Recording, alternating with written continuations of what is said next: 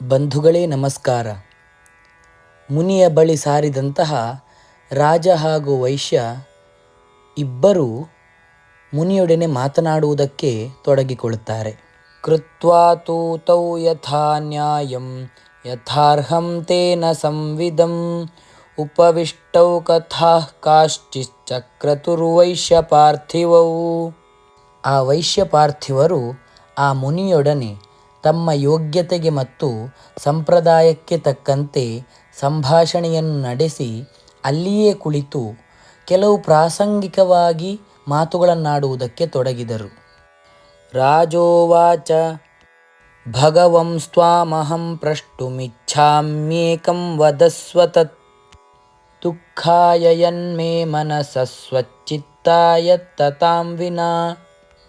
ರಾಜನು ಹೇಳುತ್ತಾನೆ, ಎಲೈ ಭಗವಂತನೇ, ಯಾವುದೊಂದು ವಿಷಯವು ನನ್ನ ಮನಸ್ಸಿನಲ್ಲಿ ಸ್ಥೈರ್ಯವನ್ನುಂಟು ಮಾಡದೆ ದುಃಖವನ್ನು ಕೊಡುತ್ತಿರುವುದೋ ಇಂತಹ ವಿಷಯವನ್ನು ನಿನ್ನಲ್ಲಿ ಕೇಳಲು ಬಯಸುತ್ತೇನೆ. ಅದನ್ನು ನೀನು ದಯೆಯಿಂದ ಎನಗೆ ಹೇಳಬೇಕು. ಮಮ ತ್ವಂ ಗತ ರಾಜ್ಯಸ್ಯ ರಾಜ್ಯಾಂಗೇಷ್ವಖಿಲೇಷ್ವಪಿ ಜಾನತೋಪಿ ಯಥಾಜ್ಞಸ್ಯ ಕಿಮೇತನ್ಮುನಿ ಸತ್ತಮ. ಅಯಂಚ ನಿಕೃತಃ ಪುತ್ರೈರ್ದಾರೈರ್ಭೃತ್ಯೈಸ್ತಥೋಜಿತಃ ಸ್ವಜನೇನ ಚ ಸಂತ್ಯಕ್ತಸ್ತೇಷು ಹಾರ್ದಿ ತಥಾಪ್ಯತಿ.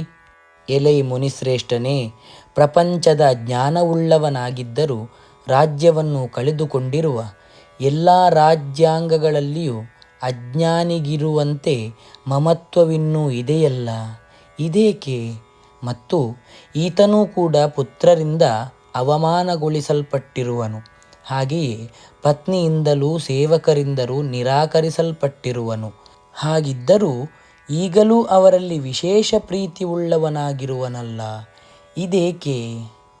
ಏವಮೇಷ ಯಥಾಹಂ ಚ ದ್ವಾವಪ್ಯತ್ಯಂತ ದುಃಖಿತೌ ದೃಷ್ಟದೋಷೇಪಿ ವಿಷಯೇ ಮಮತ್ವಾಕೃಷ್ಟಮಾನಸೌ ತತ್ಕೇನೈತನ್ಮಹಾಭಾಗ ಯನ್ಮೋಹೋ ಜ್ಞಾನಿನೋರಪಿ ಮಮಾಸ್ಯ ಚ ಭವತ್ಯೇಷ ವಿವೇಕಾಂಧಸ್ಯ ಮೂಢತಾ. ಹೀಗೆ ಇವನು ಮತ್ತು ಇವನಂತೆಯೇ ನಾವಿಬ್ಬರೂ ಅತ್ಯಂತ ದುಃಖಿಗಳಾಗಿದ್ದೇವೆ. ವಿಷಯ ವಸ್ತುಗಳಲ್ಲಿರುವ ದೋಷಗಳನ್ನು ಅರಿತಿದ್ದರೂ ನನ್ನದು ಎಂಬ ಭಾವನೆಯಿಂದ ಆಕರ್ಷಿಸಲ್ಪಟ್ಟ ಮನಸ್ಸುಳ್ಳವರಾಗಿದ್ದೇವೆ. ಎಲೈ ಮಹಾಭಾಗನೇ, ಜ್ಞಾನಿಗಳಾದ ನಮ್ಮಿಬ್ಬರಿಗೂ ಯಾವ ಮೋಹವುಂಟಾಗಿದೆಯೋ ಇದು ಯಾವುದರಿಂದಾಗಿದೆ? ವಿವೇಕಶೂನ್ಯನಾದ ನನಗೂ ಮತ್ತು ಇವನಿಗೂ ಮೂಢತೆಯುಂಟಾಗಿದೆಯಲ್ಲ, ಇದೇಕೆ ಎಂದು ಪ್ರಶ್ನೆ ಮಾಡುತ್ತಾನೆ.